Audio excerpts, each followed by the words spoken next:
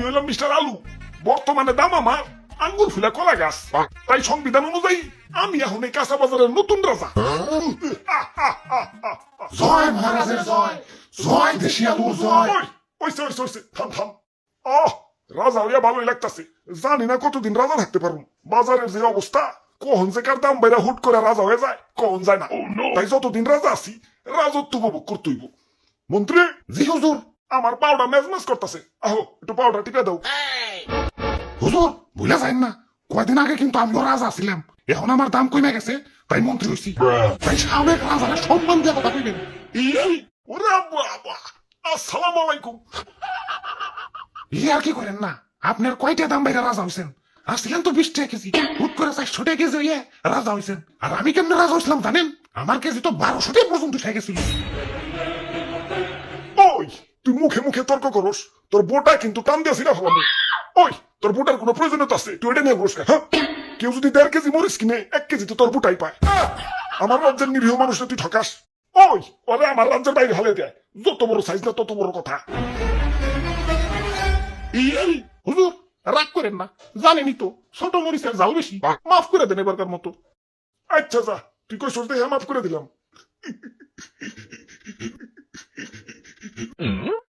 ওই, আমার অনেক অনেক ক্ষোভ আছে। আমার দাম যখন স্বাভাবিক আসছিল, মানুষ আমার দাম দেয় নাই। যাতা তরকারির সাথে আমার রাঁধছে। ডিম রানবো, আলু দাও। সিম রানবো, আলু দাও। ঘরে তরকারি নাই, আলু ভর্তা বানাও। একটু ইজ্জত ছিল না। গরুর মাংসের সাথে আমার রানলে তাও নিজের একটু বড় বড় মনে হইতো। কিন্তু একদল লোক আবার সেই মাংস থেকে আলু মালু সাইটে রেখে বাইসা বাইসা খালি মাংস খাইতো। এখন আমার সস্তা মনে করস ভালো কথা, এভাবে সাজিয়ে গুছিয়ে গরুর মাংসের সামনে আমার অপমান করার মানেটা কি? আমার কি কোনো আত্মসম্মান বোধ নাই?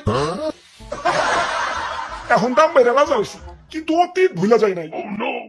প্রতিশোধের শিখা এই রক্তে প্রবাহিত, যারা আমার দুঃসময়ে মাংসের তরকারি থেকে বাচ্চা বাচ্চা আমাদের সরিয়ে রাখছে, আমার অপমান করছে, ওদের আমি কাছে পাইলে ইস কি যে করবো, ওদের আমি সোজা জানাবো। চুপ, এত কথা কিসের? এটা কাঁচা বাজার, মাছের বাজার না। এমনিতেই সকাল থেকে কাস্টমার পাইতেছি না। কাস্টমার আইসা বসছি, একটা কাঁচা মরিচ দেও। খারাপ কাঁচা মরিচ দিবে, মাগার বুটা ফালিয়ে। কিরে এমন হাসতাছে কেঠায়? ওই, স্বাগত আমার রাজ্যে, তোমাকে স্বাগত। ওরে বাপুরে, আলু দি কথা কয়। তোমার রাজ্য? তোমার রাজ্য মানে? হ, এই কাঁচা বাজারই আমার রাজ্য, আর এই রাজ্যের রাজা আমি। হ্যাঁ, আর কয়দিন আগে আমি রাজা ছিলাম। আর তার আগে আমি রাজা ছিলাম। ওরে বাপুরে, এটা তুমি কান্দো কেন? আর পিয়াজ যাত্রাই কেমন জানি, কাটাকুটির সময় কেউ আর হাসি মুখে কাটতে পারে না। কাজের বেটি থেকে জমিদারের বেটি সবাই আমার চোখের পানি ফেলতে ফেলতে কাটে। আমি আমার মায়া মানুষের কান্না সহ্য করতে পারি না। আরে কি কষ্ট। আচ্ছা বুঝলাম, তুমিও রাজা ছিলে, তুমিও রাজা ছিলে। দেখো তোমার কি অবস্থা। আমি তো সব সময় রাজা, বুঝলে বুঝপাতা, না বুঝলে তেজপাতা। আচ্ছা যাই হোক, আমাকে 2 কেজি আলু দাও।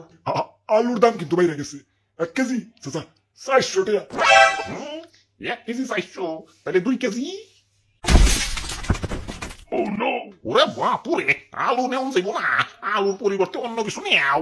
আলুর পরিবর্তে কি নেওয়া যায়? দাদু, আজকে একজনকে বহুত মিস করবার লাগছি।